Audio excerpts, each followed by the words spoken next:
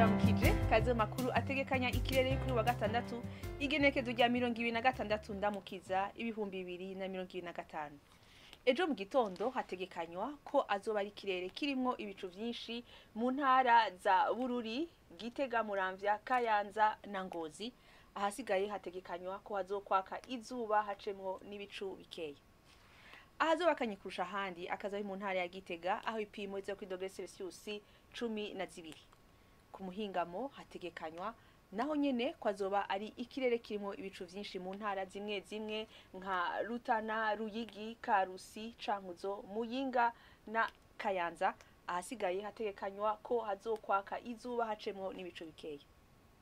Ibipimo vy'ubushuhe biri hejuru kurusha handi bizokibonekeza mu ntara c'ibitoke aho zo ku dogere Celsius 30.